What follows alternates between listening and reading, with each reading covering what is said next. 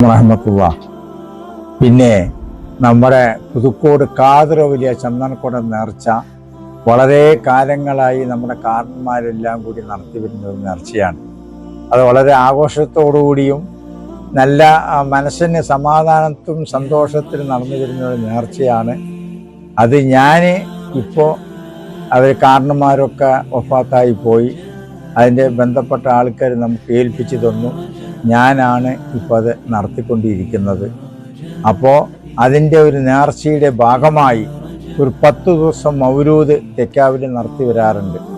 അത് ബഹുമാനപ്പെട്ട ലക്കിടി ഇമ്പിച്ചിക്കോയ തങ്ങളാണ് മൗലൂദ് ഉദ്ഘാടനം ചെയ്ത് തന്നത്. ആ മൗലൂദ് ഇതുവരെ നടന്നുകൊണ്ടിരിക്കുന്നു. ഇൻഷാ അള്ളാഹ് ഞായറാഴ്ച 26-ാം തീയതി മഗ്‌രിബോട് കൂടിയിട്ട് മൗലൂദ് അവസാനിക്കും. ആ ദുആ സമ്മേളനത്തിന് ബഹുമാനപ്പെട്ട കാസർഗോഡ് അബൂബക്കർ മൗല ഉദ്യാനപുരം മഹാനവറുകൾ ദുആ സമ്മേളനത്തിന് വരും. അതിൻ്റെ ഒപ്പം തന്നെ നമ്മുടെ കുഞ്ഞിക്കോയത്തങ്ങൾ മുള്ളൂർക്കര മഹാനവറുകളും എത്തും. അതേപോലെ തന്നെ നമ്മുടെ ബഷീർ ഉസ്താദ് നാഹൂർ മഹാനവറുകളും ദുആ സമ്മേളനത്തിനെത്തും. പിന്നെ നമ്മുടെ ഉസ്താദുമാരും പരിസരത്തുള്ളവരൊക്കെ വരും. അവരൊന്നും വന്നാൽ പോരാ, നിങ്ങളും വരുന്നല്ലോ. അവരെല്ലാവരും കൂടിയിട്ട് ആ ദുആ സമ്മേളനം കഴിഞ്ഞ് ഒരു ചീരിണി ഉണ്ടാവും, പിന്നെ ഭക്ഷണം ഉണ്ടാവും. ദുആ സമ്മേളനത്തിന് ശേഷം അന്നദാനം കൊടുക്കണമെന്നാണ് തങ്ങൾ നമ്മളോട് ഉപദേശിച്ചത്.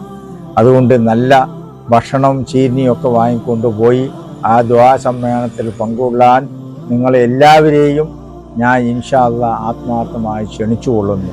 കൂടാതെ നമ്മുടെ തിങ്കളാഴ്ച 27, 28 ദിവസങ്ങളിൽ പല ഭാഗത്തു നിന്നും ചന്ദന അപ്പപ്പെട്ടിയുമായി ആനയിൽ ആഘോഷത്തിൽ വരും.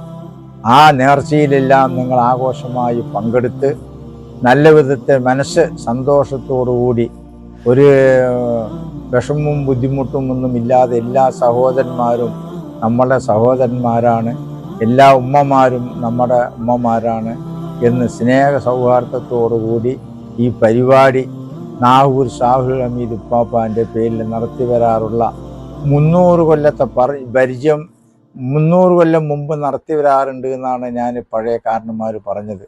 300 കൊല്ലം വരെ നടത്തി വരാറുള്ള ആ നേർച്ചയാണ് ഖാദിർ ഔലിയ ചന്ദനക്കുടം.